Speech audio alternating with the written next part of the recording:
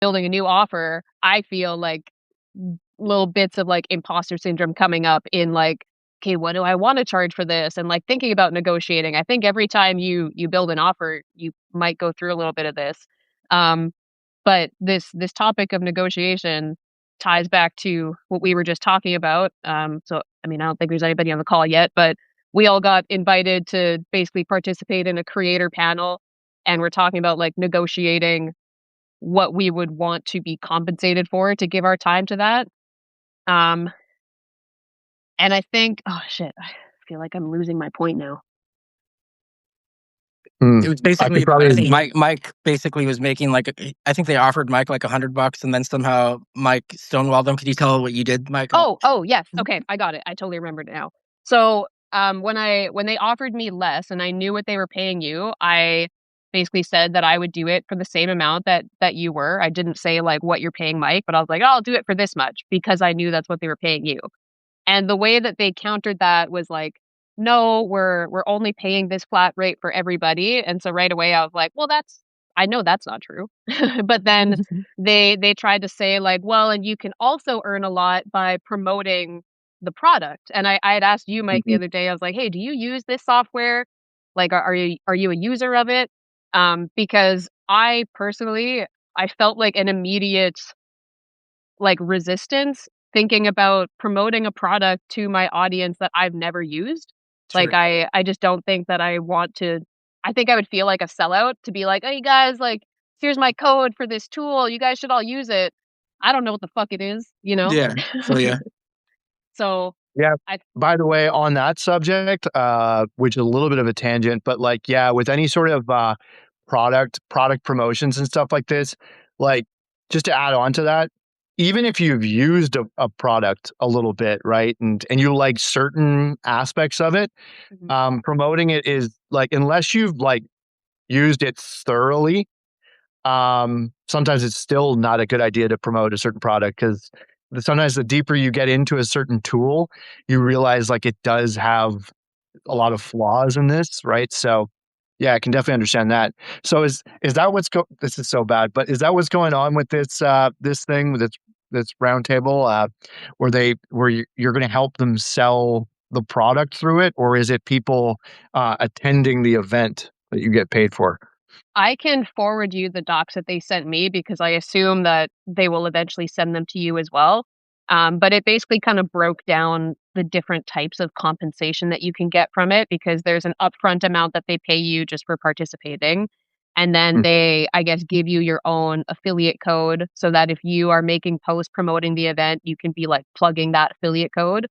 And then they pay you, I think it's 40% of anybody who subscribes to the software through you.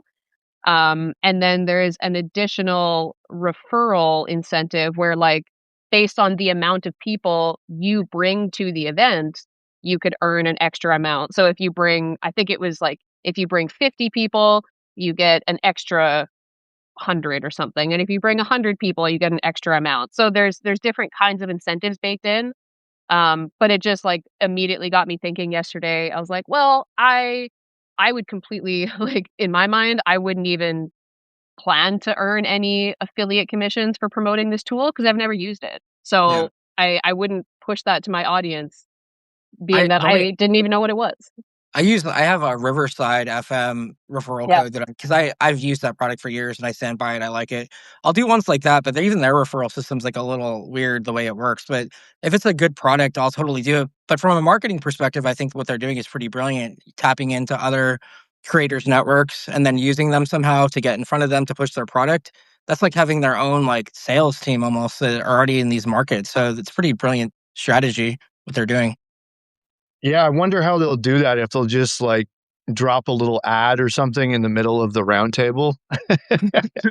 Well, I think they'd give you a bunch of stuff beforehand. Like they'd said that, we'd expect you to promote the event and we'll give you creative for it. And I haven't seen it obviously, but I've been in the loops of events like these before where you have affiliates and stuff pushing it.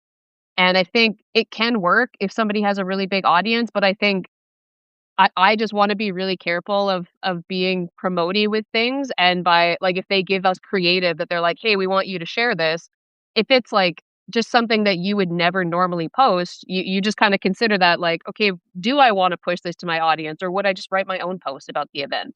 You know? As long as it focuses more on the fact that it's a round table and like doesn't look like just an advertisement for a product, then I think that I think that I think it works, and I don't think it's a bad thing. Yeah. Yeah, but So but let's yeah, talk if a it's little too bit. product heavy, Let's talk a little bit about offers, because before the call too, we were talking about like how a lot of people that we see on Substack might not be making their first $1,000 yet, and they're really good writers, but for whatever reason, you could tell that they just haven't made that leap yet. If you were, I know Mike, you've been at it for longer, like you've been making money for over 10 years, kind of in entrepreneurship. But how would you guys think about this to make that first thousand? Like if you were in that position where you needed to make money somewhat fast and like you didn't want to commoditize yourself, and like, would you DM people on, or would you build an audience? Or, like, what's the fastest way to like cash? I think the fastest um, way is to do free work. Like, So counterintuitive. yeah, I mean, I Yep. talked about this on the last call, and Yeah. I didn't mean to cut you off there, Mike. I'll no worries. give you I the said floor after. Yeah, I think like obviously if you're trying to make your first thousand, then like taking the time to build an audience is gonna take longer, especially if you're doing it organically. Um, so I think if like we were all talking about a writer that we all know on Substack, he's got like 800 followers, and he's posting a lot of like really vulnerable parts of sharing his journey, and we all said like he's a great writer. So if that guy, like sometimes we have these skills that we just don't know how we could monetize, and I think that for me, the quickest way to take skills I had learned and make money with them was just to start offering it as a service to people for free and see myself get some results and then be like, okay, so I made a bit of a difference in this person's business. I think the next person that I talk to about this, I now have like a solid case study to lean on, and I'll just ask for a bit of money. And then the next person after that, I'll ask for a bit more. And then that's how you grow an offer, but I think you have to just start putting it out there first if you're in that like 0 to first 1,000. Yeah, 100%. What about your thoughts, Mike? Yeah, actually, interestingly, I wrote an email about this one time, and I basically broke it down to like saying that there's basically like two, maybe three ways to break in to like let's say it's a service based business, right? Um, to break into that, it's like yeah, number one, I'd say what Kelsey said in terms of doing free work, right? The second though would be building a brand first, and it is an option. Like interestingly, that's actually the way that I've always done it, which might be a little bit surprising. But what I've always just done, kind of either instinctively or it's just the way it worked out, is I've always built a brand first and then used the brand as leverage to land clients, and that can work. I'd say that also works particularly well if you're doing any sort of content marketing service, any sort of like audience growth service. But it's kind of like you become your first case study, right? And you are sort of like proof that you can do that you can help people grow their brand, build an audience, and that kind of thing, right?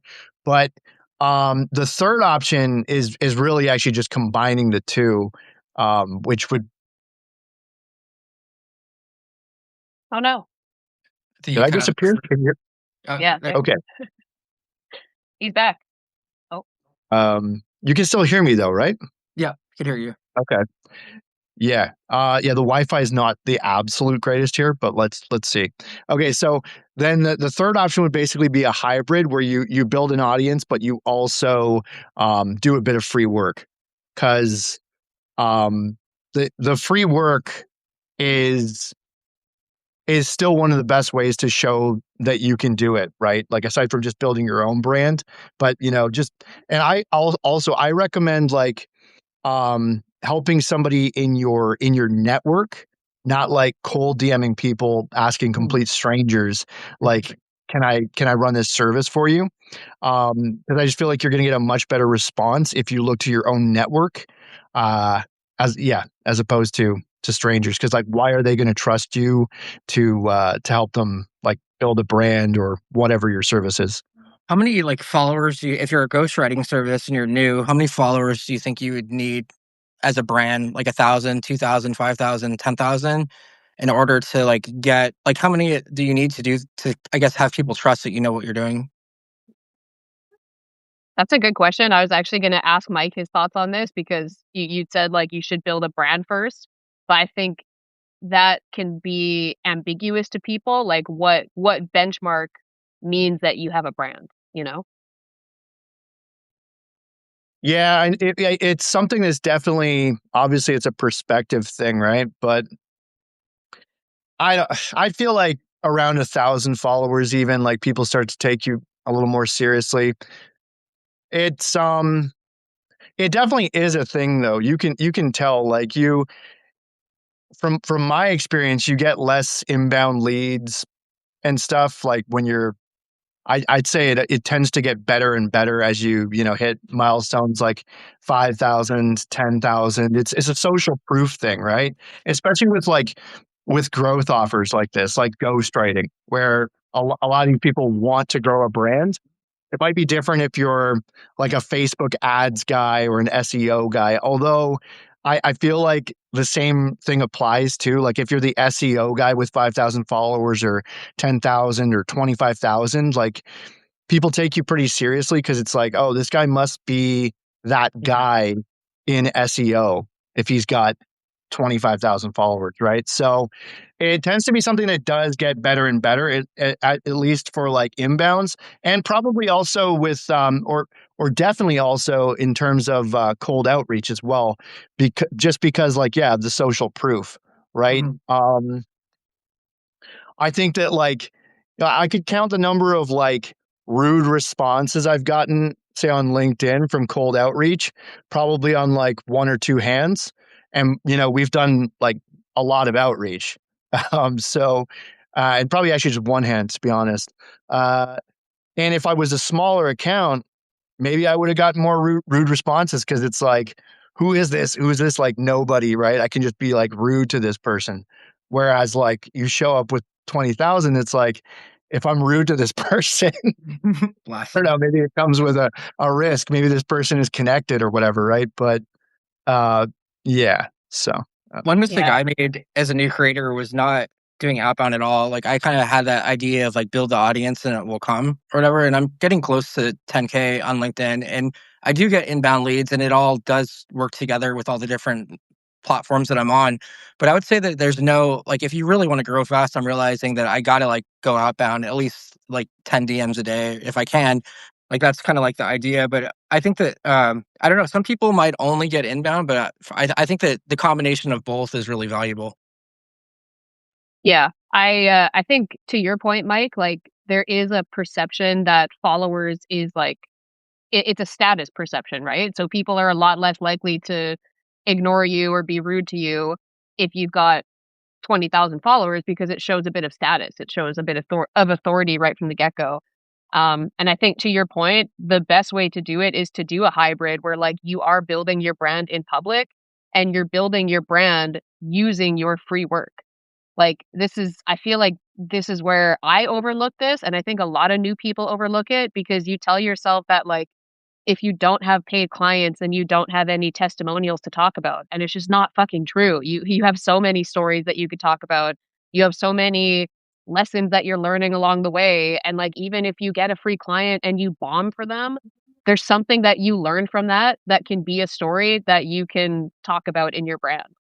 So I think people get really caught in like the whole chicken and the egg thing of like, well, I can't build a brand until I have stories to tell, and I don't have any stories to tell because I don't have paid client. Then it's just like a negative story that they're telling themselves, and you need to just break out of that and be willing to build in public and build a brand using all that work you're putting in. so the kid that we're and I call everybody who's under the age of like 25 a kid. The kid that we were talking about where he's writing about like literally still he's like working at the grocery store and all this, and like hasn't made his first dollar online, and he's being like super honest about it and super vulnerable, right? Well, it's funny you just said like people feeling like they don't have stories to tell and stuff, and it's like I'd say he's a pretty good example of like even if you don't know what service you're offering yet. Oh, no. I think he cut out there for a second, so we'll continue on for a second until oh, there he is. Oh, Oh, He's back. he's back. He's back. oh my God. Um, yeah, like even if you don't have your service yet, you still have life stories. You have what you're going through right now as well, right? So yeah, he's a good example of that. So everybody definitely has stories to tell. Yeah, Yeah. he's not telling anything crazy. He's like, I'm working at a grocery store and I want my mom to see that I'm a writer to get the first check. And to me, I'd rather hear shit like that than someone making 8 figures or whatever, because it's just not relatable to me. Like when someone's just so ahead. So I think that there is like we all have stories. It's just about learning like how to be vulnerable, I suppose, and like which ones to show. I always like to look at it like trauma dumping is like when you're like in that situation and you haven't processed it. But like I talk a lot about like getting fired and breaking my jaw like in like the same day, and then getting like a year later becoming a full time creator. So I think that that's like if you've processed the information in my eyes, it has a more powerful arc. But at the same time, if like wherever you're at, like don't be as scared as that guy is doing to show with where you're at that moment, even if it feels like you're signaling low status. People respect that. Yeah, I agree. I think that that's the difference between, like, just trauma dumping versus, like, "Hey, here's what happened. Here's what I learned from it." I think there's a way to be, like, growth-minded with it where you're kind of, like, taking people along for the journey. You're not just being like, "Hey, here's what sucked about my day today." And I think I was gonna say something else, but I got distracted by It's Kyle's coming. funny comment. Yeah, it'll come back to me if it's important. My first sort of work was free too. Like I launched a podcast for someone for free, right? When I started off, and this guy ended up creating like a radio show in Australia, and now works on a radio show. And it was crazy to me because it I always think that too, like, the results really I find come from the people that really want the work. Like, you can't really teach someone to, like, want something or be hungry or, like, to show up or so, like, that's another thing I think is, like, as you're newer, like, figuring out who to prospect to, if someone's, like, doesn't believe in content writing or doesn't have any posts on the timeline, that's gonna be a lot more of a struggle to get them to, like, buy into writing daily than it is it's someone that's already writing all the time or whatever, or has a ghostwriter that understands, like, the value. So I think Eugene Schwartz talks about that in like levels of like market awareness. So I always try to think about like what is the market awareness? And for me personally, I look at people that are like, all right, I see that they have 10,000 followers, but they have no video. So clearly to me, that's some sort of like psychological problem, right? Because why wouldn't you be on video if you had that amount of followers? Why wouldn't you take like every avenue that you can in every channel? So I think it's just finding for me, it's just like reverse engineering, like the ones that are the easiest and the lowest hanging fruit.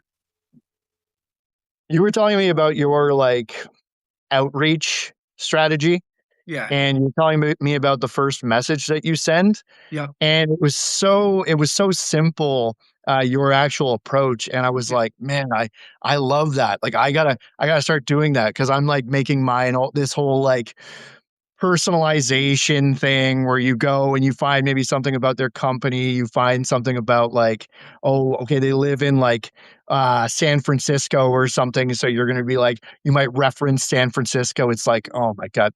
So it does come across as kind of like faux personalization, like you're trying too hard to personalize it, right? And I don't Yeah. like how complex that is in comparison to yours, where it's just like, hey, yours was something like, hey, notice that you have like this large audience, or you're pretty active on LinkedIn. I'm just kind of curious, like why. Correct me if Yeah. I'm wrong here, but it's like why you haven't, why you're not doing video right now. Is that what Yeah. it was? Pretty much. And normally I'm not trying to over explain to them like why like video is important. I just assume that they know that if they already have like an audience. Cause I'm kind of like, okay, so that's kind of something that I'll have to say, right? So then I'm just like, all right, if you have this audience, like let me help you make a video. And then I'll actually look at a post, be like, hey, I just saw that you went to a conference down in Austin. Let's make a post about that and do a little story. Or your founder story about how you started, a little story arc, and we'll make it in Riverside, make it super easy, caption it, and then just give me a review. And the review part of it, it's also good because it releases psychological stress from them, because then it's like they don't feel like I'm like trying to like catch them. And then my process is, all right, I do the clip, I schedule. Pro tip: always schedule your next call when they're on the call, because don't let something get loose and then become like all over the place. So then you schedule the next call, get on the call with them, be like, here's the clip.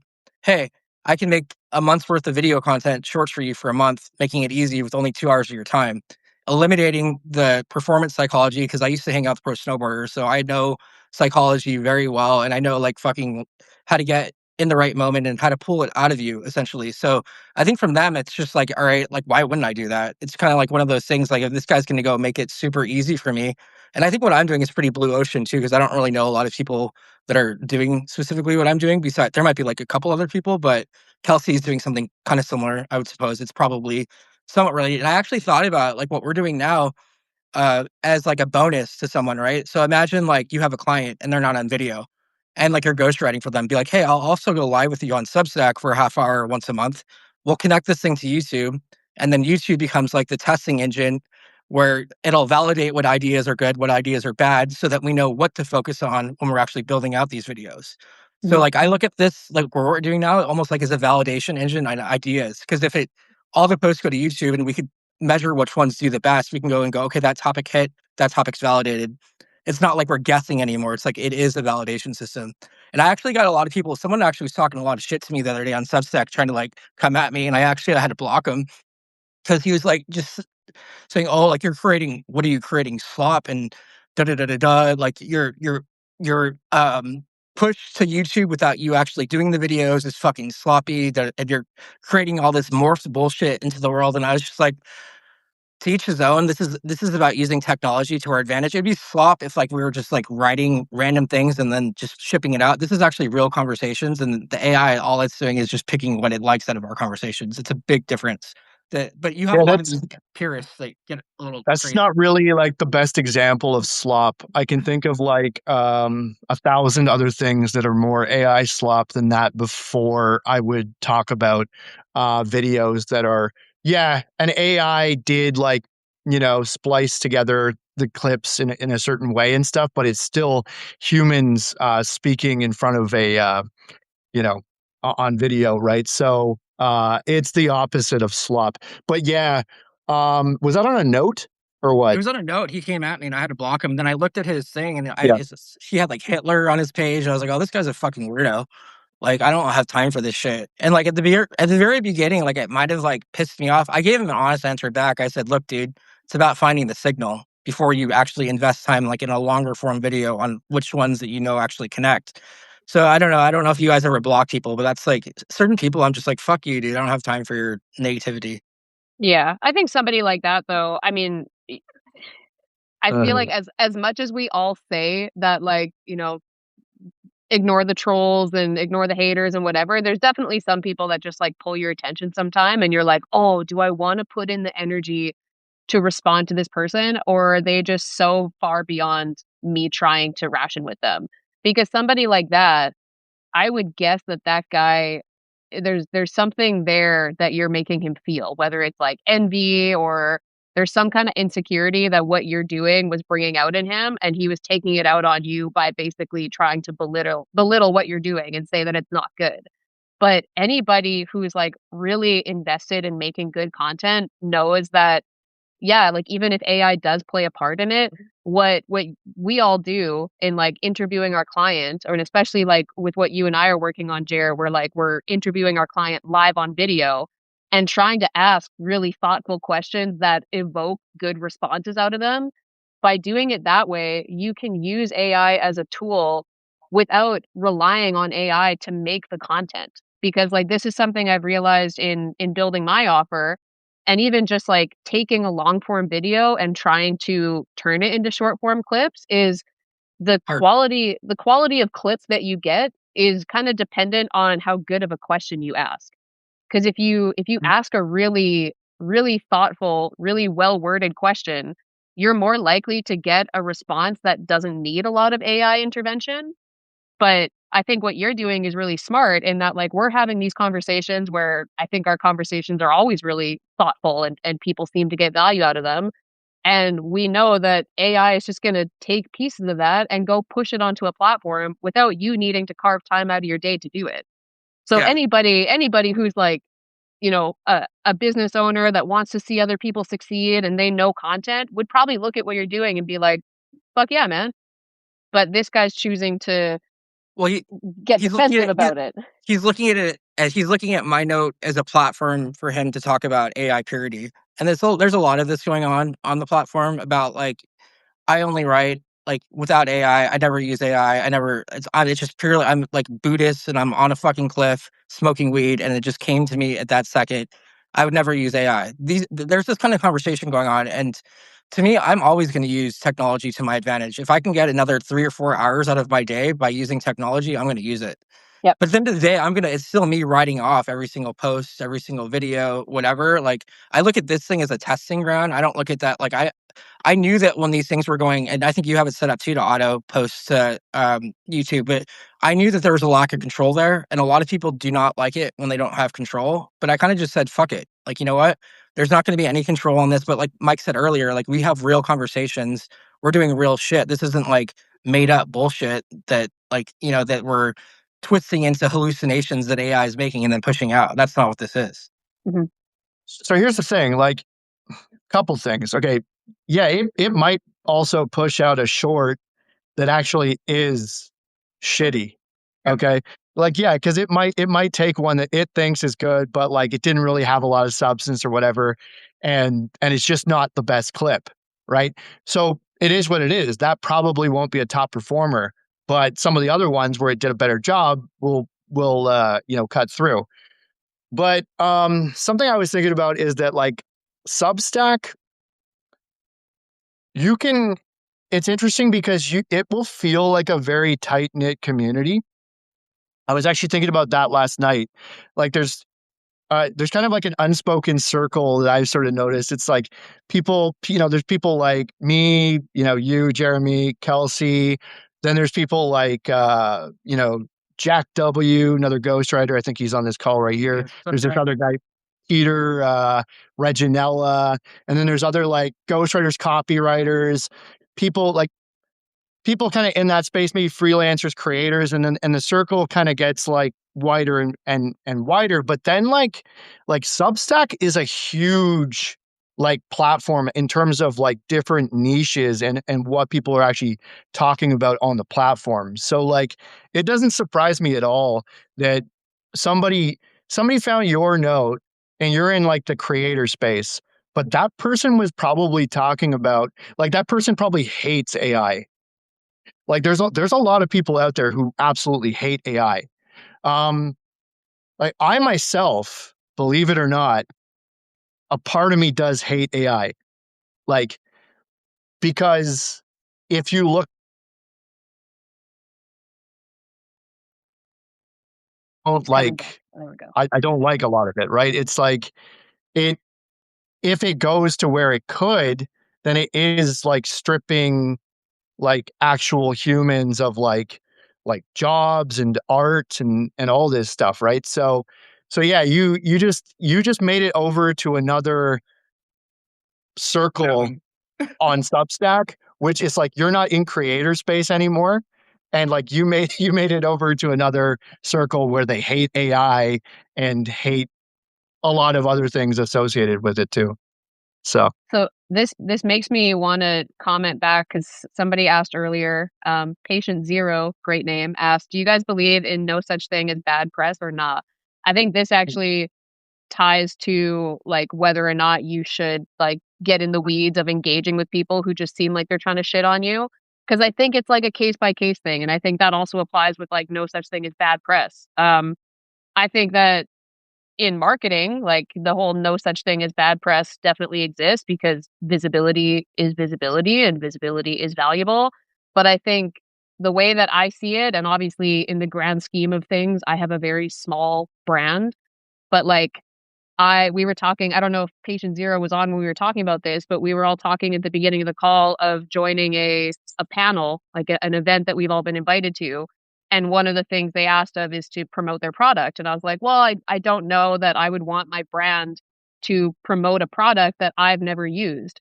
So that I think kind of ties into this idea of like, is there such thing as bad press? It's not necessarily bad press in that scenario at all, but it's like inauthentic press. So I think I think as you like the longer you are online, the more time you spend building a brand online, the more I think picky and like conscious you become of like what you want to associate your brand with and what other business owners you want to be like closely associated with.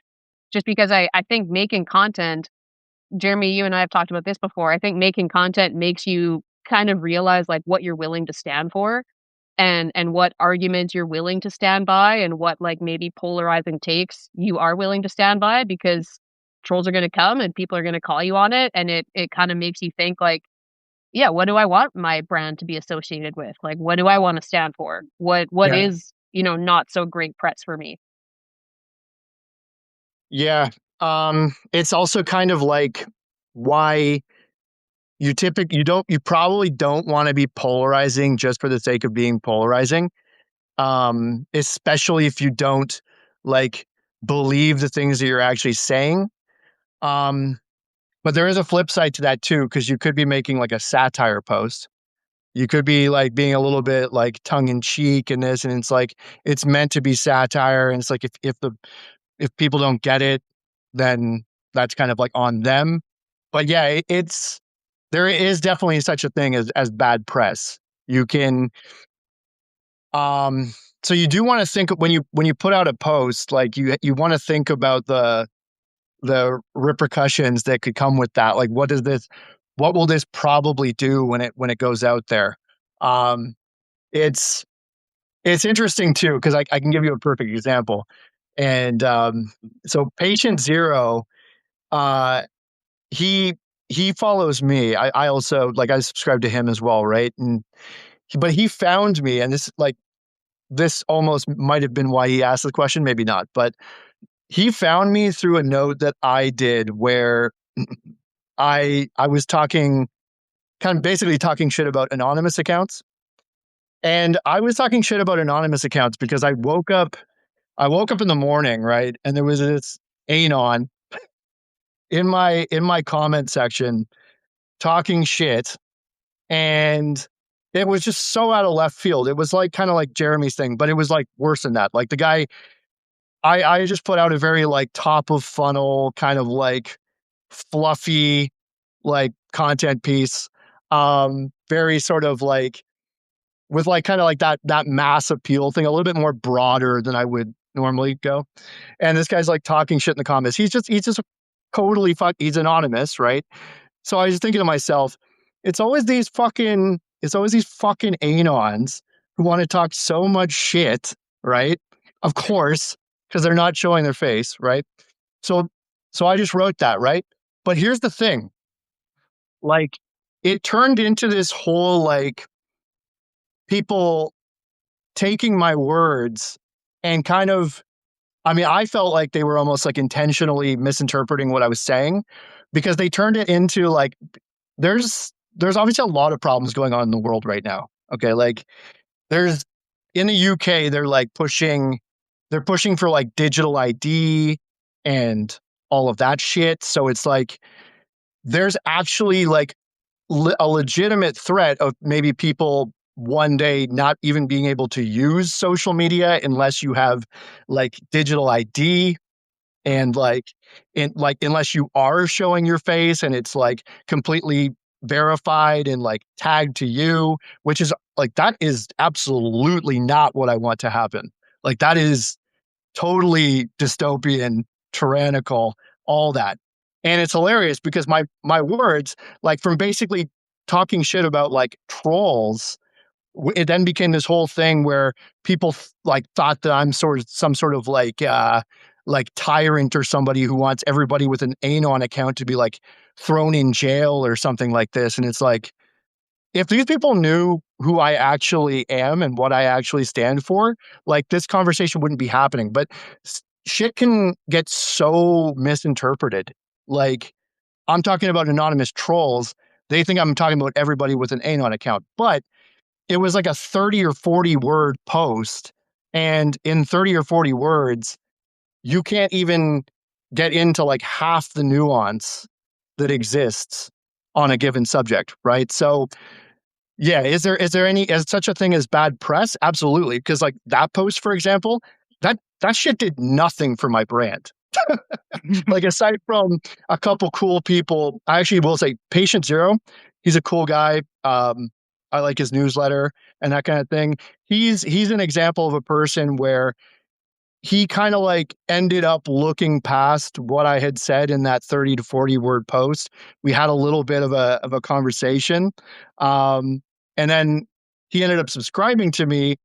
I subscribed to him and all was well there. But for every one person like the Patient Zero there, it's like there were like 10 or 10 or 20 other people who just like attacked me, right? So yeah, it was actually pretty brutal. So I've seen the other side of, well, I've seen just how deep Substack goes, and it's like there's a lot of corners out there on Substack, right? Like, we're kind of mostly in this like creator Substack, but man, it goes way deeper than that. There's people talking about every subject under the sun.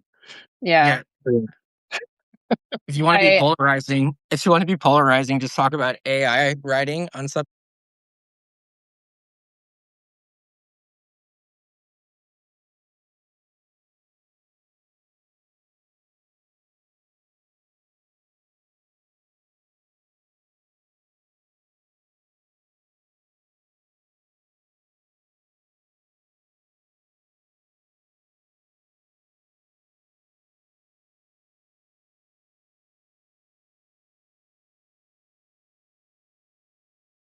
Is a question that kind of popped up in my mind. This popped up when you were talking, Mike, because I'm not going to say what it was about, but Mike, I think a while back I sent you an article that I had written that I was like, this is really polarizing. This would piss a lot of people off, or at least we were talking about it, because I was like, I have this opinion. I have all these experiences to kind of vouch for why I have this opinion. And I'll just say that it was along the lines of like, it was mental health related. And I was talking to Mike about it, and we got into some good conversations between us. But I also remember talking to Taylin about it, and he read the whole piece and he's like, yeah, this is really well thought out, really well written. But do you want your brand to stand for this? Like, is this worth writing about for you? Because it is going to piss people off. And if this isn't necessarily what you want your brand to stand for, then just know that it's okay to write great pieces and keep them to yourself.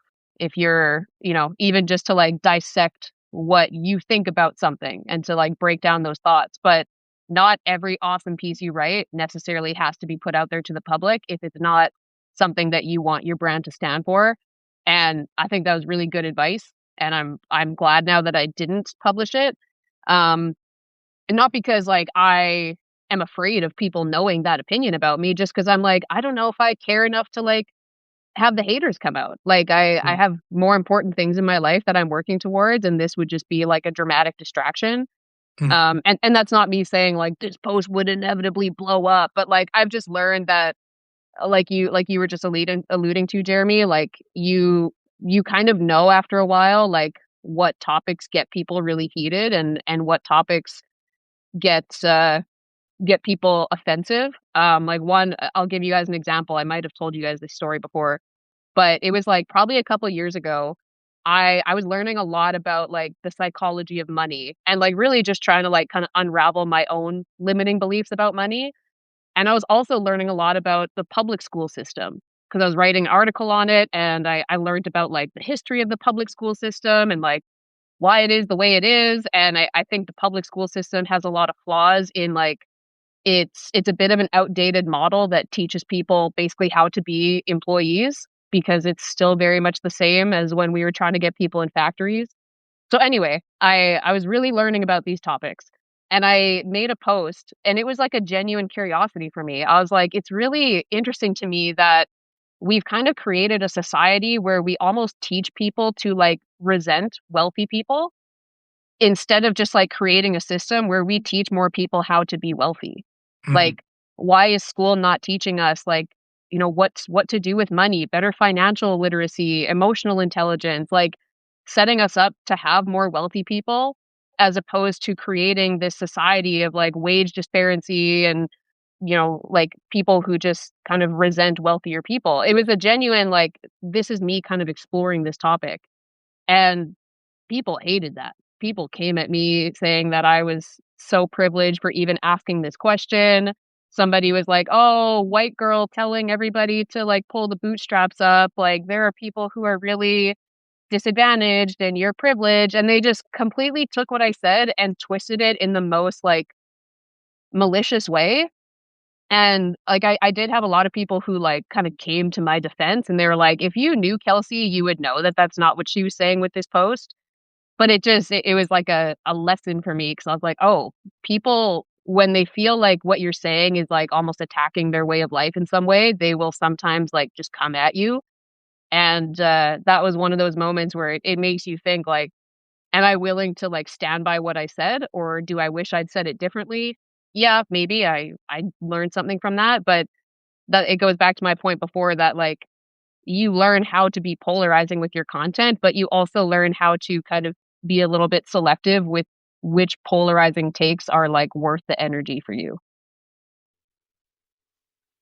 You can put out stuff that's not even that polarizing and get under people's skin. Yeah, I'm just yeah. looking at my Substack here. I'll give you a perfect example. I wrote a post the other day, and I kind of was speaking about how I was a musician in the past, and how like that time of my life was key for sort of like kind of disconnecting from the whole like the system, right? Whether we call that the corporate world or whatever. I had a lot of time to get away from that, right? Somebody commented on this newsletter, Mhm. read the first sentence and stopped. I don't respect musicians. They're all narcissistic assholes. What the hell? Like That's this is fucking somebody mean. just for me saying, yeah, I was a musician in my 20s or something like this. Uh, Jeez. like so even if you don't put out anything that's like polarizing, you're still gonna get Hate. haters. And this is like also there is a difference between LinkedIn and Substack. Like you could go for a year on LinkedIn and not get comments like this, right? It's just because it is such a corporate and professional platform, right? So yeah, we're playing a different game over here on Substack for sure. You have to get very good at realizing like a lot of people's comments like are just 100% about them. It's Yeah. like clearly this guy's projecting. I don't even know like okay, so all musicians are narcissistic assholes. So okay, tell me what did the bad musician man do to you? You know what I mean? Like You probably wanted to be a musician and couldn't make it and just got jealous and attacked you. And your Yeah. thing, I think your thing with the psychology of money, I thought that book was fascinating because it talks about like how if you grow up during a certain period, like the 70s, the 60s, and you invest in like the stock market, that you'll have much different returns. And a lot of it's based upon luck. So like even where you were born, all this shit, it's all kind of like luck. Like we're lucky to be born in the US and Canada. So it's just really interesting too. Now, I'm with you, Kelsey. I think that a lot of people have a bad relationship with wealth, and I want to make as much fucking money as possible. It's not because I'm greedy, but it's because, like, at the end of the day, if I make as much money as possible, then I could help out my friends, my family. If someone needs help, I could try to help. So I think there's just like connotation with like the rich just being greedy assholes. But if you have that negative belief that you're holding on psychologically, you're never going to get rich because you have a bad relationship with money. So, like, Yeah. at the end of the day, I think that those thoughts need to be analyzed and checked. Because I know that I had a lot of people have this thought of like, oh, like money is the root of all evil. Only fucking rich people are assholes, and all this shit. So at the end of the day, if like you have those thoughts, you're stopping your own flow of money coming to you because you're being an asshole about money. Yeah. It's really interesting. I read this book probably a year ago called Secrets of the Millionaire Mind by T. Harv Eker. And it was really, I think it's a really good read for anybody who like wants to build a business or just like wants to increase their wealth. Because he told a lot of cool stories in there. Like I remember him talking about how people treated him very differently when he drove a beater car than when later in life he his business had grown, he got some money, and he would drive around like a nice Jaguar. And he's like, people automatically just started treating me so much shittier. Like they wouldn't let me merge in traffic. People flipped me off more. I'd like park somewhere and then somebody would walk by and like call me a rich asshole, even though like we hadn't interacted at all yet, just because Yeah. I was like wearing a suit, getting out of a nice car. He's like, it's a very interesting shift when you go from being somebody who didn't grow up with money to then building something and coming into money. You notice like how people automatically just perceive you as a dick. And Mhm. I thought it was really interesting. But I think like we had talked about before we got on the call how like these conversations almost always end up circling back to money in some way. But I think that like we're all trying to build businesses, and so much of content and business and ideas and stuff, like it does often boil back to like limiting beliefs around success and money and wealth. And like I'm even finding that now in building this new offer and putting it out there. I'm like bipolar. Like I've had days where I'm like, I think I'm charging too much for this. And then the next day I'm like, nah, I'm not charging enough.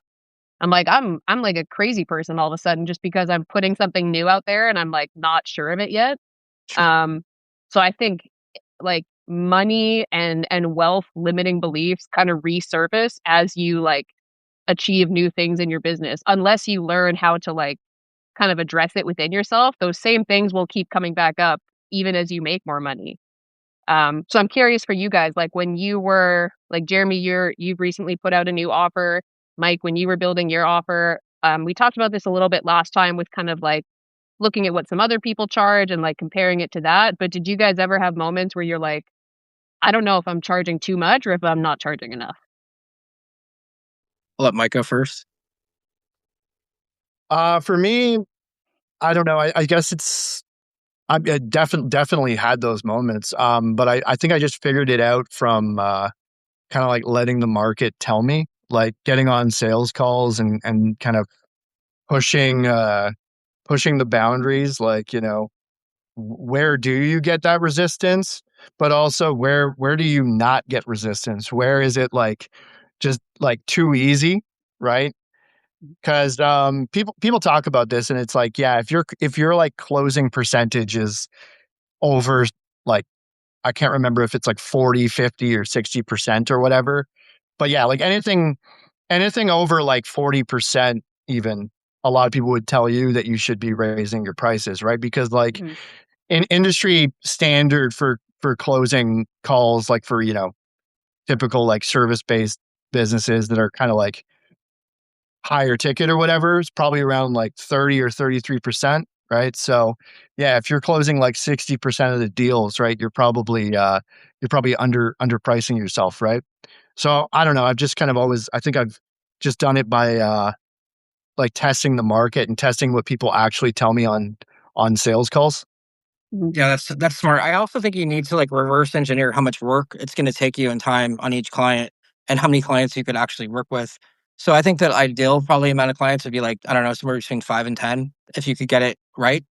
And then finding the people that have the money to pay those higher ticket prices. Because I think what happens is like when you're scaling and you don't have as much money coming in, maybe we get this scarcity mindset and think that everyone else doesn't have money. When in fact, there's plenty of people that are super fucking rich, and $50,000 for them might be a rounding error. So like, I think it kind of just depends, like the rooms that you're going in and making sure that you're targeting the right people. But my new offer, I'm kind of landed at like six under 1 minute videos for like 2 grand. And that would take me 2 hours of my time to get on the call with them to like source out each video. We'll nail 3 videos on each call. But before that, I would do the creative brief and get all their backstories, everything about them, load that into Claude so that I'm not like just, oh, like tell me about a time. So I'm prepared ahead of time. Then 10 minutes before the call, I kind of figure out some narrative arcs and ideas. And then I capture it with them on the call live. But when I'm telling them, I don't know if you guys have heard this thing called Via Negativa, but it's kind of talking about what this is not. And what my offer is not is I'm not a video agency. I'm not doing B-roll. I'm not doing motion graphics. This is just purely like narrative driven video that's clipped, captioned, and that makes it so that their life is easy. Then you also need to reverse how long will this take them on their end. They're going to be sitting there fucking around with their camera, going like 100 different takes because they suck at what they do and they don't know how to, not because they suck at that moment. They'll get better over time. But I think that what they're buying is our expertise and these 10,000 hours that it took to figure out how to do this shit. And I always have to remind myself that, like, just because I could do something in a couple hours does not have anything to do with like the amount of value that it provides. Because what is one lead worth? Is it worth 10,000, 50,000, a million? It could be worth any amount of that, depending on the organization that you're going or the person that you're going after. Yeah, and we've talked about before, there's a long-term return that comes with content too. Like I've talked to people before who like bought through my client and they said like, yeah, I've been watching his content for like 6 months before they bought. So like there is a long-term return with organic content that you might never directly see unless you ask that person like, hey, what made you decide to sign up or whatever. Um, but I'm curious, Jared, like when you've kind of run a few people through this now, how did you land on 6 clips for 2K? Mainly because like I kind of like looked at how much time I don't think a founder wants to meet with me once a week, like for an hour.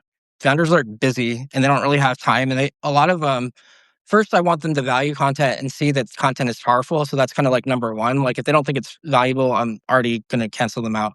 But if they think it's valuable and they could spare 2 hours a month to get this done, then what does that mean to their business? If they're, these videos that we create are on TikTok, LinkedIn, YouTube Shorts, Substack. So then they're able to go there, repurpose all these videos, and they get all their content done that way. So that's kind of like the way I looked at it. But I'm going to be flirting with like another package that's like probably meeting like 3 hours a month, that type of thing, and then having some sort of anchor pricing where it's like, all right, like once I don't know, 4 grand or something like that, or so, I don't know the numbers yet, but like the idea is that like if you ever go to websites like Riverside, for example, they have like 4 or 5 different models. And a lot of them will be like, pick number 3 or whatever, when they know that that's kind of like the model that's going to make them the most money. So you kind of let the client decide. So as I'm building this out, I'm thinking about this anchoring thing in my mind because I think I told Mike this on a previous call, but I had a friend that closed like a $50,000 documentary, and he's like, either I could bring in the Avengers for 50 grand, or I could do it like Ghetto, and it'll be like 5 grand, and I'll hire some like film kid. So like Hmm. I think it like having those different options allows people, and then maybe the 2K doesn't look as big, right? Because maybe when 2K sits on its own, that's like, oh, that sounds pretty big. But if it's anchored next to a 5K or 6 grand or something like that, 2K suddenly in their mind looks small. Yeah, it's like having like a kind of core offer, an upsell, and then a downsell almost. What is your new offer, Kelsey? I think I remember seeing it in a post, but Yeah, so what I'm playing around with for probably like I'll do this for a few people just to kind of put them through it and then find the flaws and the holes in it. But basically, it's what I've already been doing for free, and I'm just going to start offering it to people. So I do a 90-minute interview with them where I kind of like research their business beforehand, and I really look at it through the lens of like, if I was considering working with this person, what questions would I ask? So I'll usually ask them like, what site would you send your clients to, or like where would you want to direct people if they were interested in learning about working with you? And they'll send me their link, and then I go check it out. And I really, like I said, I try to look at it through the lens of like, okay, I'm considering hiring this person. So what questions are coming to my mind? Because I found that those are the questions that usually get people saying like, oh, that's a really good question, because they know like, oh, people ask me this. So that will be valuable content for them to have. So we block off 90 minutes. Interviews usually a little bit less than that. We kind of take some time to make sure that their like setup looks good and stuff and I could hear them. And then I generally from a 90-minute interview can get a month of content. And so I say around 20 clips. I don't want to promise 30 because I don't want it to be to get into like quantity over quality. So I say 90 minutes, one interview, you get a month of content. And to get more specific, we usually aim for 20, but we always go for quality over quantity. Um, and my initial thought because like I said, like I've been doing this already, and I was like, I think that I just need to build an offer around this and offer it to people as a service. But then like all this like imposter syndrome came up of like, am I charging too much? Am I charging too little? The first thing I thought was charging 1,500, and then I was like, no, I should do 2K. And then it's like my mind just going back and forth on like, is that too much? I might just offer it to a few people for 1,500 just to get a few people and like put them through it. But I'm still like, I I think you go can give back and them. forth. I think you can give them way less clips. I think 20 clips is a lot because, like, if they have to go there and post them, that's like a lot of work for them. I think 20 clips could be like 6 grand almost. Like, it could be a lot of money. So I think that it's definitely because you have to think like people like videos more expensive than if you're going to go hire an agency, like they're going to be a lot more expensive for video than like ghostwriting probably because it's just more complex. Like you got Mhm. audio, you got video, you got editing. So like I wouldn't position yourself as like a Fiverr like kind of thing. I would kind of just like cut my advice. I don't know if Mike has a different advice, but I think 20 seems a lot. And it seems also like it's going to be a lot of work for 20 videos. It's going to how many hours would that take you to cut 20 videos? Not necessarily because we've been testing this for a while now and testing different AI tools, and that's why I said like I've learned that the editing process really gets streamlined by the quality of the questions. So it's more so like just me planning good questions because that makes the editing infinitely Easy. easier. And between using like Riverside AI, Opus Clips AI, and we've also been working with a custom GPT to basically like put the transcript into the GPT and identify like repeated talking points and like identify kind of what the best moments are to focus on and then how to piece different parts together to make a good clip on that. So we've been figuring out how to streamline it with AI so that 20 clips, if we wanted to do that, wouldn't be like hours upon hours of work. But I agree. I've gone back and forth on that as well. I don't want to promise too many, but I think yeah, I don't know. I might just have to like test it on a couple people and see for myself and then be like, "Hey, yeah, less is better." Because you would have like over like a if you have like 5 clients that have this package, that's 100 clips, and then you'd be making like 7 grand. So to me, the math doesn't work out. Like it Mm. needs to be like a fair amount of money for you to like, and a fair amount of like you're gonna burn out. I feel like if you do that many, unless Well, you're smart, unless you're I don't know. If you have thoughts, Mike? yeah, like I don't know what Kelsey's charging for this. You don't have to say the number, but like, um, yeah, if you're charging a good amount, then anything does work, right? She said 1,500, right? If I didn't hear you. To Oh, 2K to like 1,500 to 2K was the first thing that came to my mind. But I think it's too little, and I think I don't know. I like I said, I'm overthinking the fuck out of it. Oh, for sure, we all do. it's a good price to. It's definitely a appealing offer though at like 2K 20 videos. Um, yeah, Jeremy, is yours like 1,200 for 6 or something, or 8 videos or something? No, I'm my new offer's 2,000 for 6. And the way I look at I love it is that like I have 10,000 followers on LinkedIn. I have videos that have 500,000 views. They're not just paying because they're paying for my expertise and for me to show up on video with them and to basically pull the right stories out of them, use like Dakota's creative brief, and then I'll also hand that to them so that they're able to like use that for their ghostwriter so that that adds on to an extra bonus and then like we're shaping like videos live. So like tell me about the time where you got bankrupt, you had these creditors coming after you, and then you had a 7-figure exit under a minute. So everything is like done right there, like live, and then I cut it. We agree on the videos there, so I'm not going back and forth through like hell. And I'm definitely not trying to commoditize myself to like I think the most videos I'll do is probably like 12. Because like at the end of the day, I know that if I'm cutting them, it's going to take me like an hour to go through the files, look at it for each session, to go in there and cut it to make sure that it's perfect, it's trimmed properly, the captions are correct, there's no spelling errors on anything. Like so, it takes a little time to make sure that the quality is good too, because you don't want to like have like a spelling error like on an author's name in the caption or something like that. So there is some like detailed work that needs to go into the thing too. And I think like I was saying before, they're also paying for like the expertise of like we're hanging out with like the top 1% of creators. These people are business people, right? Like they're not in this game. So I think that I'd rather have less clients that see the value than more that don't. And another thought I had too is just having like a 6-month minimum. And I'm okay if they walk at the end of it, but I'd also give them a discount if they decided to stay. So like Mm, something along those lines where it's like, all right, like I'm not trying to make you dependent on me. I'm okay if you walk, but at the same time, like if you do want to stay, I'll incentivize you to stay. mhm. So yeah, Kelsey, you mentioned like 90 minutes, 90-minute interview call, and you like to really like lean into like the questions that a prospect would be asking themselves, like if they're considering working with this person. And then Jeremy, it sounds like I know that you're both like very into like the storytelling aspect, right? But like Kelsey, are you planning on going like story heavy or more like authority heavy?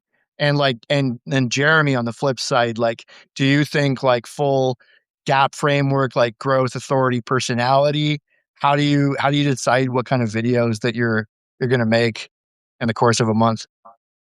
The Yeah. last one I made with my client was about like some NBA or some NFL guy that was like getting shit on for like 10 years. And then all of a sudden, like he had this one moment where he like caught like this ball and like won the game. So the video is about like he talks a lot about grit. So sometimes it's just also getting on the call. I mean, like I have a call with him at like 12 and I'll go on to Claude and just be like, hey, give me some ideas for like videos based on his creative brief. So since I already like detailed like the interview with him, I kind of already know a lot about his backstory. So I could just be like, all right, just like I would create content for myself that day, it'll kind of generate some ideas. I'll kick those around to him. And then I'll also just see what's going on right now in 2026, anything new happening. His partner's wife died recently and he had to go jump into the business. So we did like a video on that too about like being able to jump when you're ready and like needing to get the shit done. So I think a lot of it is just like they already have cool shit going on. It's just me going in there and then pulling out that narrative and being like, don't start here, start here. You're like burying this too fast. So it's also like kind of like live coaching where you're like, all right, like some people have this thing where like, oh, I'm Jeremy Thone and I work at this company and I do this. Like, no, cut the preamble, get to the fucking point, and then go. Like, so that's kind of part of it too. Mhm. Yeah, it's an art, like, knowing what moments you're looking for. I think the kind of strategy that you have, Jer, of using that creative brief almost as, like, the intro thing, like, it already gives you a bunch of questions to answer, and then you have this kind of bank of stories and stuff by them that you can, like, keep referring back to for ideas, so I do something similar. But to answer your question, Mike, I think it's a mix of, like, humanizing stories, like stories that just kind of show like their journey along the way, their like wins, failures, just like the journey of their business story. I think that can also become authority content, but I think asking them questions like a really simple one is like, what's a really common misunderstanding you find people have about your industry or what you do? And they almost always think of something right away. They're like, oh, people always assume that I, XYZ. So I think just getting them to talk about like things they've experienced in doing what they do can become really like organic authority content. Talking about like ways they've helped people, stories from their clients. That's always a good angle. But then also just like I think like Dakota teaches us a good framework with the gap framework of like growth content, authority, personal. I probably lean more into authority and personal. I think growth Yeah. stuff can come up if they just like refer to famous people or trends or something in their answers.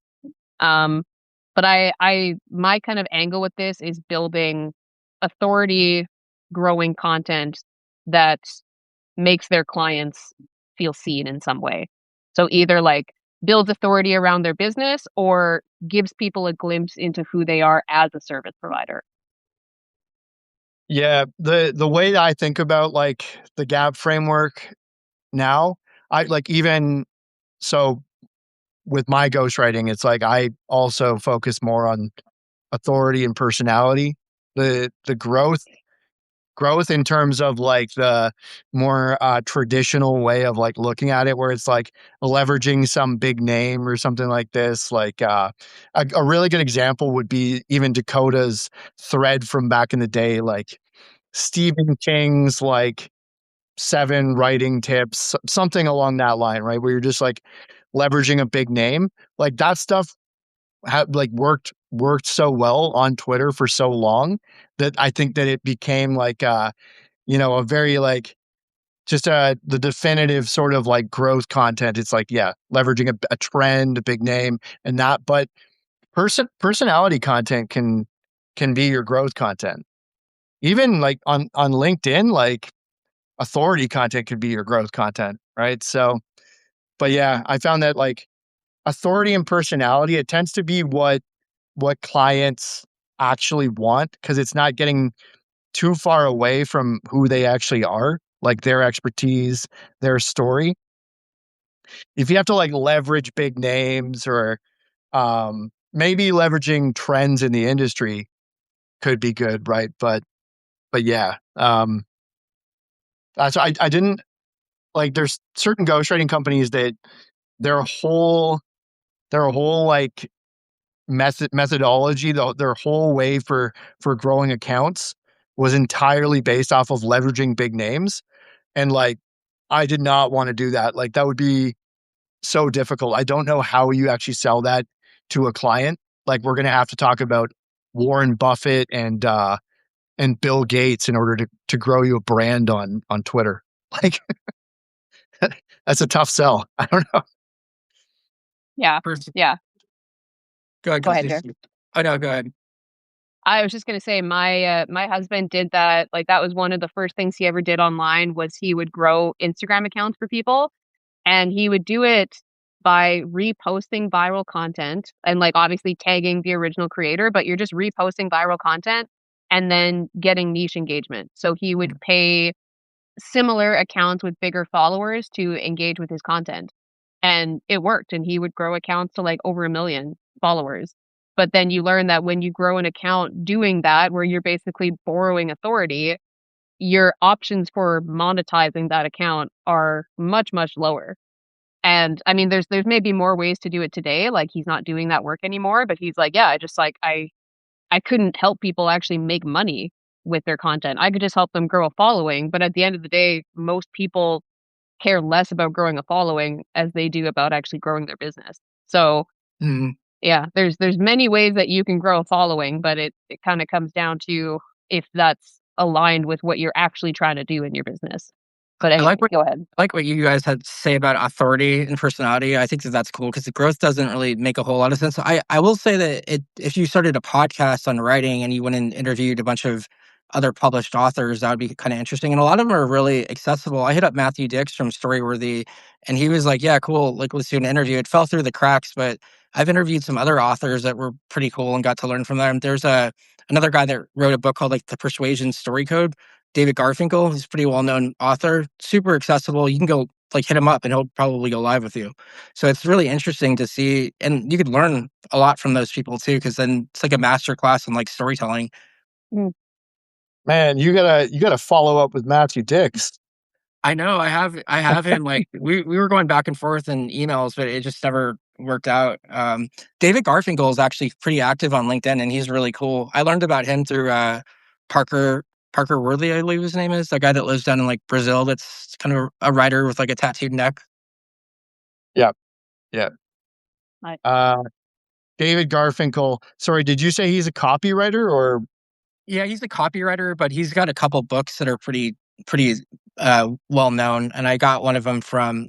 I think he talks a lot about like writing short stories and things like that. And you don't necessarily need like the hero's journey in order to like write a good story, because you know how like a lot of Hollywood sells like this whole like you have to create this whole world, and then there has to be this like this ask and da da da da, and it's this whole series of events in order to tell like a good story. And he kind of just goes, no, that's not necessarily what's good for like quick social writing. You could do these like Mhm. micro narrative arcs, which kind of why I do at Video Ghost. Literally, that's what it is, like bankrupt to seven figures in like a 30-second thing. Because a lot of the times, I think a lot of founders will just go rambling on for like 2 years. Like my dad, for example, I'll talk to him and he'll tell like a long story short that's like 20 minutes and like burying like the lead like way into the story when he could have like just led with the cool part and then kind of like got to the point a lot quicker. hmm I think that's actually another point of the Shorts value. long. Oh, there he is. I'm back. Okay. I was just saying, I think that's another part of like the value, like what you were speaking about before, Jared, with like the value these kinds of offers bring to business owners who want to make content is there is an art to learning how to take a long story and tell it concisely. Like there's whatever that saying is of like, I didn't have time to write a short letter, so I wrote a long one. Because it's way easier to just dump out everything that you're thinking than it is to say something in a really concise and engaging way. And that's a big part of what we do is like taking people's stories, taking their opinions and their life perspectives and making that into a post with a point. 100%. You about to say something, Mike? With No, oh, but I'm back. My Wi-Fi is cutting in and out. Yeah, it is interesting though. There is something to be said about like I don't know if you guys think about this too when you're writing. Sometimes I think about like what is the takeaway and then reverse engineer the hook, because or like start with the hook. I kind of start there and then kind of remove like anything that doesn't make sense to like the piece. yeah. One of the I tools. Oh, go ahead, Mike. I do start with the hook a lot of the time, the big idea, as opposed to like the lesson at the end. But sometimes I know though with the hook where it is going. So yeah. Yeah. I think I told you guys that as we were kind of figuring out how to make this offer, we were going through Alex Ramosey's $100 million offers book, and there's like a Mhm. whole kind of exercise that you go through where you try to think of like, okay, this is the core offer, and this is every single problem people have around this topic that like my offer is helping people with. So it gets really granular. And he says a few times throughout the book, like, yes, this is going to feel like it's a lot of work, but just know that you're going to do this once and it's going to make you super clear on it. But you kind of start thinking like, okay, well, one problem that people might have or one objection people might have is like, I do this interview with you, I give you all these clips, but now it's up to you to post it. And so a friction point for some people might be like, well, how do I take those clips and actually turn them into posts? Like, what do I write with them? So it kind of just makes you think like, okay, how would I address that? Like maybe I could give them some kind of resource to know like how to write a simple post. And ultimately, like what I do with a lot of clips is kind of like you, Jer. I just think like when I'm watching this clip, what is the main point of this clip? Like, what's the main point? What's the takeaway? What's the like aha moment of the story? What is the point of me putting this out on social media? Like, why is it valuable to people in any way? And you can usually answer that in one sentence. What is the main point of this clip? So Yeah. at the very, very least, I think that some people do really overthink social media content in that they think like, well, I'm going to have to like figure out how to film it and then figure out how to edit it and then figure out what to write as a caption for it. And then I'm going to have to actually post it. But I think that captions get overthought a lot because there's a lot of platforms where like you don't see the caption until after.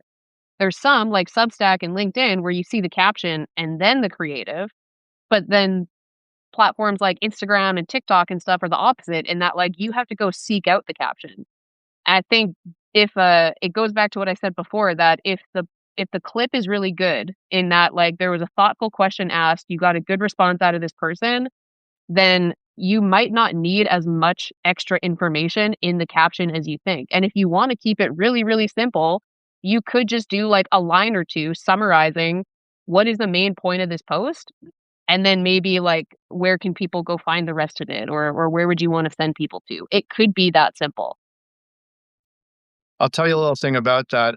LinkedIn on mobile like makes it so that you have to like expand the caption. It's like it's not in the forefront. It's not the thing at the top with like the see more and that, right?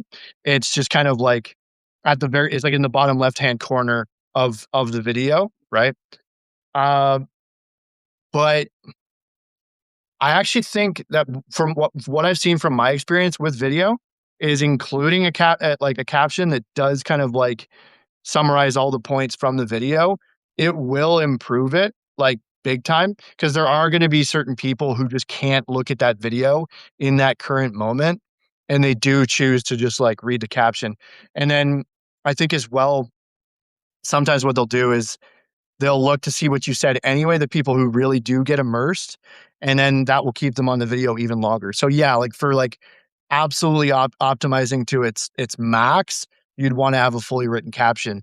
But yeah, like, are you what did you arrive on, like, in that regard? Like, are you going to help them with the writing part of it, or I mean, this is where, like I said, I was thinking about, like, you could have, like, a core offer, an upsell, and a downsell, because there's certain parts Mhm, of mhm. ghostwriting and stuff that I just know I don't really want to get into.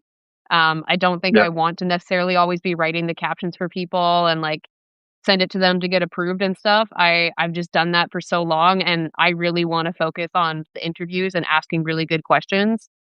So I think what we're probably gonna do is just, like, put some kind of, like, one pager together or something to be able to give people a resource of, like, this is how easy writing captions can be for your post. Like, if there's somebody that they're like, I want you to help me with this and help me get these clips, and I'll post them, but I'm gonna overthink what to write with them. I think the most valuable thing to give them there would just be, like, a simple resource to go to show them how they don't need to overthink it. So, like, I could even, like, one of the things I was thinking about is as we export those clips, we could literally name it, like, name the file what the main point of the post is.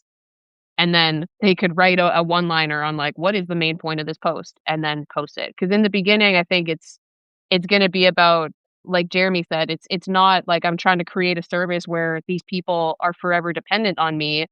I really wanna help people, like, get their own kinda content machine going and see how valuable content can be to their business. So even if one day they decide to, like, keep doing it on their own, they've learned some systems around making good content.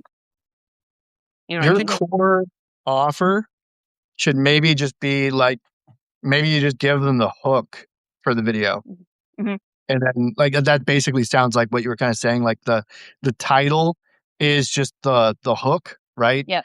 Because then it might be easier, like, easy for them at that point to just write the body that just expands Yep. on what the actual video is about. But then, yeah, like, if you're going beyond that, and every video has, like, a well thought out, like, fully crafted, uh, body and all this, and then there's a whole approval process, like, it sounds like that's what you're trying to get away from, and, like, I totally understand it, because the writing part of it is, it's tough, and that's where, like, the back and forth, happens, and the approval process and all that, right?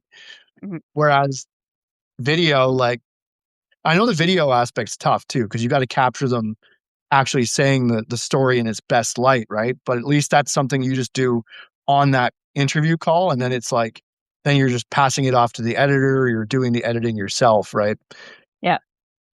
One thing to think about too is I came across this week, that idea of via negativa. It's this idea of like what my thing is not. And then you list out all the things that your offer is not. So not captions, not back and forth bullshit, da da da da. So people are very clear when they see it. And then on the opposite, this is what it is. So then it kind of removes what you don't want to do. And it's also being clear to the market what you're not doing so that they have clarity. But then you're focusing on what you are actually doing. And I think that that's something that I've been playing with, because I'm like, all right, I'm not a ghost. I'm not a video agency. I'm not some Fiverr dude that's running clips. I'm Mhm. like an actual creator that has an audience that's helping you do the same thing. Right. So like, Mhm. I think that when you start thinking of yourself like as a one of one instead of like a like commodity, so to speak, like I think that that's when I start thinking of myself like a commodity, I start thinking like, or what is the price for video? Is it like $50? And like that's a terrible way to think, because then all of a sudden you're like, you're thinking in terms of like only like you got to think in terms of like the transformational things that they'll get out of the videos. For example, like I had like a client that's only on podcast number 14, and he's already closed a couple shipments. He's in the freight industry, and he's already done a couple shipments for this lady that has a natural tea drink. And this is a very crowded industry. It's super like competitive. It's very commoditized. It's literally the name of his show is called Race to the Bottom, because that industry is literally a race to the bottom. And he was able to get clients from his podcast because he interviewed the lady, and then built the relationship. And then what do you know? You built a relationship with someone. It happened to me too with the podcast I created at a company that I used to work for. I got a job from just an old person that came on the show. So I think Mm. that it's interesting. I also recommend that too, because the more people you get in front of, the wider your audience becomes. Yeah. Yeah. I think right now, the way that I'm thinking about it is, like, there's definitely more refinement that's needed, and after talking to you guys, I do feel like I'm leaning more into, like, yeah, maybe 20 clips is a lot, um, but I kinda wanna just get somebody and put them through it and really see where the friction points are when I am doing this for a paid client, Mhm. and then just know that I'm gonna, like, refine and adjust it from there and keep trying to make it better. Because I mean, I was already doing it anyway, and I'm gonna keep doing it, and I wanna figure out how to, like, keep making it more valuable while having to spend as little time at my desk as possible. I think one thing that you could do, I was thinking about it for myself actually too, Kelsey, is you could, like I was mentioning, get on Substacks with other people that are already on Substack that don't have live video, Yeah. and hook it up to YouTube like we already have going with this thing. And that becomes like, all right, we're gonna go live for like a month. And we're gonna tie this to YouTube, and then we're gonna look at the traction that happens from YouTube to see which videos pop and which ones don't, because that's a discovery engine. And then what we'll do is I'll interview you at the end of that, get your creative brief, and we'll continue doing this process after we have a little bit of test data. Because at the end of the day, I think a lot of people are like, well, which videos are gonna work and which ideas are validated? And that's kind of like something that I don't know if anyone that else could offer, like an actual validation piece to see which content's actually working. That's a Mhm. pretty powerful thing if you think about it. But in that case, Mm. are you posting those clips on your YouTube and seeing which ones No, perform I'd better? want them to put it on theirs. I Okay. would ask them to create the live, add me to it, and then I become like their co-host essentially, where I'm asking them questions about their business. And I'll tell them like, look, this is just data that we're looking for in this first month. We're going to go live 4 times for an hour a month. We're going to push this to YouTube, to their discovery engine on Shorts, see what happens. This is going to go some basic data. We'll get back on the call in a month. We'll do a brief and talk about like what happened and like how we want to pursue our strategy, and then go into your normal process from there. I thought about that, or even just doing it on a regular basis might be cool for like the right person. I Mhm. definitely think there's some value there. I like that. Like one of them is kind of like the test call where you put that content out to the market and you see what kind of feedback you get, and then you do another call in that same month where it's like the polished interview where you like expand on those ones that did the best, Yeah. right? Yeah. Oh, and you could even, I mean, you could bring ideas to the table for the live call, but you could also keep it more like free form. It like kind of like what we do, where we just go to all these different topics, right? Because some good things always tend to come out of it. We didn't know like that we would end up talking about, for example, no press is bad press, different things like that, right? So yeah. Yeah. I guess with that particular offer, it would be suited for people who are on Substack, right? For them to be able to do the lives. It would or you could bring them on LinkedIn. You could just be like, "Hey, I know that the only caveat is I think that you have to have like 11 followers, so it could take like a little bit of like it, like when I joined Substack, I like had to be like, "Hey, Substack dev, let me go live," and like I was like, they would block me from going live because I didn't have any followers. Mhm. So there's that little bit of hurdle, I suppose, in the beginning. Not it's solvable if they have an audience, but the idea would be like, all right, like pull them from LinkedIn, have them sign up for Substack, and then have them create that YouTube account, have it connect the thing for them, and be like, hey, this is just our test. This is our validation piece. And then that becomes, okay, these ideas are validated. Let's expand on them more in our video clips. And for YouTube, I think maybe I haven't started thinking, some other people have been like, well, why don't you do like mid-length clips too? And that could be something to explore. Or maybe it's like more than a minute clip. Maybe it's like a 5 minute clip or a 20-minute clip where it's kind of you going in there and doing something for them. And I think that the part that's powerful about that live thing is that a lot of people want to go like a lot of people don't have like friends that they can go and do this like we have in our group or whatever. I value you guys because it's hard to meet people that are doing the same shit as you and that are comfortable enough to go live or whatever. So at the end of the day, I think that like that's also a service to them because you're making them look good. You're a really good interview. I've been interviewed by you, Kelsey, and you ask really good questions. So I think that people will value that in itself is valuable for a founder because it's like, all right, this person's making me look good publicly. And then at the end of the day, it's like, and a lot of times too, they don't have the experience. that no one's begging down the ones that are quiet and invisible. No one's like big or like going to their door asking them for interviews because they're quiet. Mhm. Yeah. Yeah, 100%. Speaking of which, what do you guys think? Are we gonna do our live on that, on that event next week, or what are you guys leaning toward? I'm traveling. I'm free on Friday. Are you guys around Friday by chance? Next Friday? Oh, that's right. Because wait, the 28th. What does that fall on? Like, is that a Wednesday. I think that's Wednesday? is it a Wednesday? Mm. Yeah. Okay. Yeah. So I guess we're all doing that roundtable, right?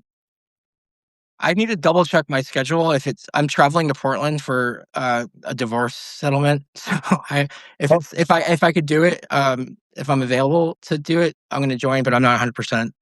Nice. Yeah, I cool. think I'm probably gonna do it, Mike, so, maybe I'll see both you guys there, but, yeah, we can plan to do another live next Friday if you guys are available. Absolutely. What time works for you? Is like 9 a.m. Pacific all right for y'all? My Texas accent just came out. Yeah. Yeah. That should be fine. Um. Yeah. That should be fine. Okay. Is that all right with you, Kelsey, or do you want a different time? 9 a.m. PST will be 11 a.m. for me. Yeah, I can do that. Alrighty.